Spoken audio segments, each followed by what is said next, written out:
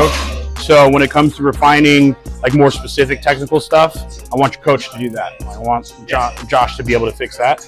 I want to look more at just the mechanics to make sure that we're set up in like as best position of what your mobility and control looks like. And then if he's got some ideas to like refine other stuff, he has at it.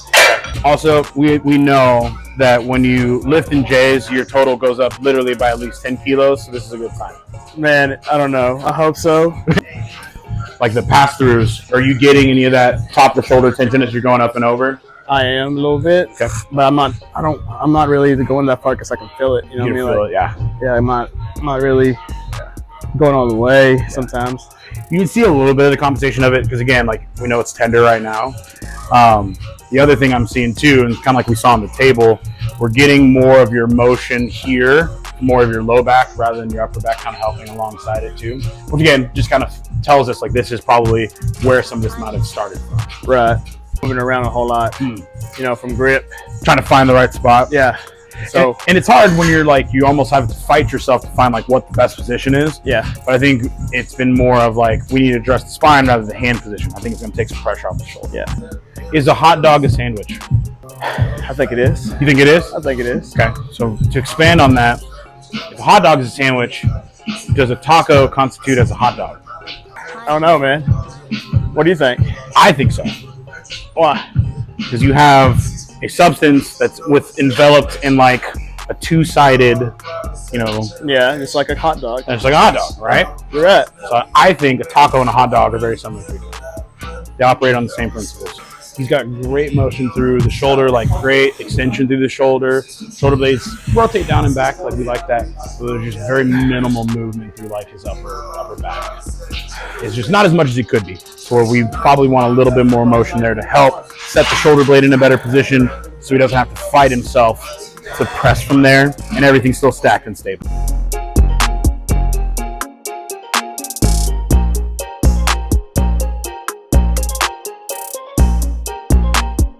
Anything on top of the shoulder talking to at all? Not yet. Not yet. It's not the right weight. Yeah, not yet. Once I had the first red is when I start kind of feeling discomfort. All right. Before we get to that first red, I want to do 2 drills. One for the spine, one for the shoulder, and then let's see how an empty bar feels then when we'll do that first red. So yes, like you said, it's not much of an arch right now. It's okay. It's all right. But what I'm noticing right now is most of your motion when you are trying to set up on the bench is coming from hips and low back, which is fine. Okay. We just want a little bit of help from like mid back as well too. Hips on the ground, hands on top of your shoulders, and I want you to lean back. Head goes back, whole upper back. Trying to go back as far as you can. Take a big full breath. I think you're going to bring it up towards you. We're doing like a partial range sit-up. Okay. So most of the motion is going to come from more the upper back. Low back is just kind of stuck in this position because it's on the roller.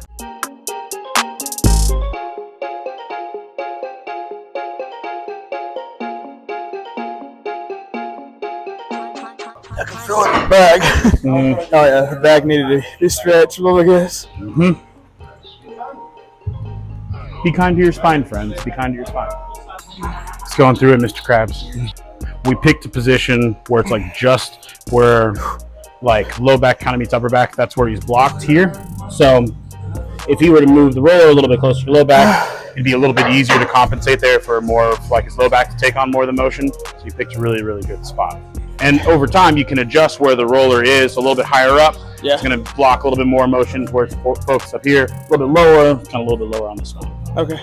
Elbow out to a similar angle as you would for bench. We're going to work on internal rotation from that position. So elbow tucked at like that 45, rotating in.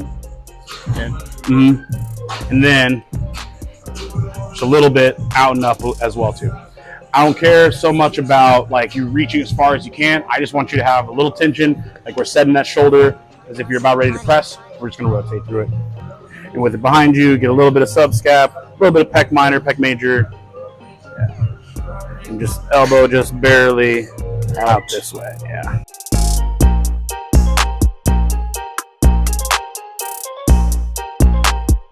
What are you feeling as you go through it? I feel it out there.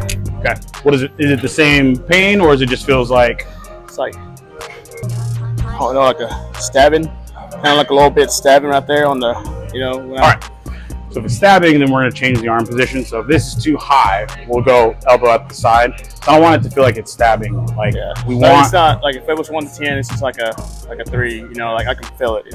So let's go ahead and do the left arm, and then we'll go back to your bench setup and just see if we can get a little bit more extension in the chest, and see if it feels a little bit easier on the shoulder. I think you'll see in like part of the rehab programming is like I like to put the rehab exercises, depending on if it's like an activation drill, in between like your warm-up sets before you get to your working sets. So we don't need to be, in the gym for 4, 5, 6 hours at a time.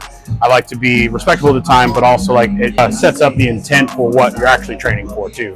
So most of your rehab stuff should look as like a component of the big 3 or your accessories. It shouldn't just be like, oh, I'm just going to randomly give you something to do.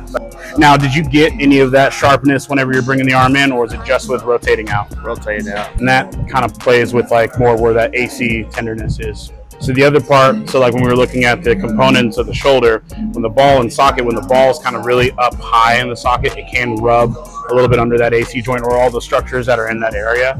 So if it's not seated well, it just kind of irritates certain things. So same setup. The only thing is I almost want you to think like you're trying to bring your chest up towards the ceiling and just like let it extend a little bit. Okay.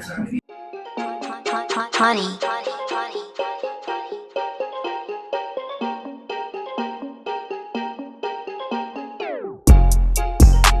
Any difference in that position?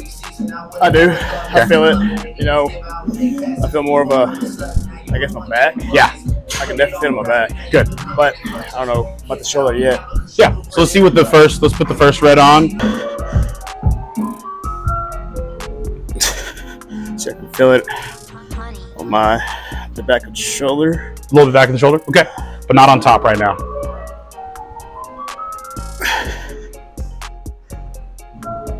Good. Okay. It's more like on this back side. More back to do there, but not as much on top. Yeah. Okay. Just with that little bit of extension, it allows for the shoulder blade to sit a little bit more flush. You have to keep it engaged a little bit more. So you're probably going to feel more like fatigue there, or at least a little bit more of the muscles working, which is okay. So that's kind of a nudge in the right direction because it's taking pressure off the top and the front part. Right. I want more of that upper back and the lats to kind of hold that position, and you're pressing from a more stable point. So that's eventually what we're going for. So the extension there over the roller will help with that. And then also just being able to load a little bit more of that posterior shoulder over time as rotator cuff and like the posterior shoulder muscles are a little bit stronger. It's going to keep from rubbing up here. It's going to kind of like hold the head of the humerus in the better position. That's kind of where we're heading. That totally makes sense. Yeah. So I have one more rotation drill. It's going to help for the spine stuff just to get this to move a little bit easier. So the higher it is, the less motion we're going to get from low back. So yeah, we want it stacked right here. Forward, turn the head with you. There you go.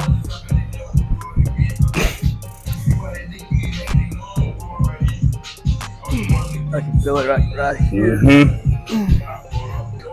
We're looking from whole spine. Like he rotates really well. So the majority of it just comes from his low back at the moment. As you practice this drill more, like you'll find yourself fighting yourself less to kind of get in that motion. Okay. All right. Let's see how it feels on the bench.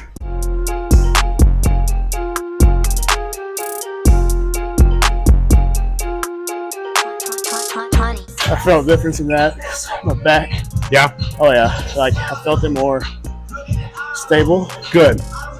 It looked like it was smoother. Like Yeah. you found a groove that felt better. Yeah, I felt it like right there. Oh no, something. It's going to take a little bit, but I mean, this tells me that like we're on to a pattern that I think is going to lead us in the right direction. Right. Also, like I get heavier. I'll sink the weight a little bit, and then I use more of my legs. Yeah. I don't really use a lot of a leg drive when I'm like warming up. It's more of I start getting heavier. I let it sink a little bit. Yeah. And then drive. I think also just having that bit of extension through like the entire spine will allow you to get a little bit more of that like drive more efficient, and everything's just stacked in a position where it's stable. But yeah, after doing that drill, it's like I felt it more stable right there. It looked like you're able to bring like the elbows to like a similar position for both. Yeah, it's gonna sink a little bit low, but like I liked where it was, like where that groove was. That might be another conversation to have with your coach too, as you like play with this position is like, what are you seeing in the setup? What are you seeing in like the positioning? Make sure it all matches up there too. Okay. Cool. Oh yeah, perfect, man. Yeah. Questions about anything else? No. So that's the deal, man. I think this is a good place to start, and we'll outline the rest of the plan like in the program, and then we'll check in every so often as well.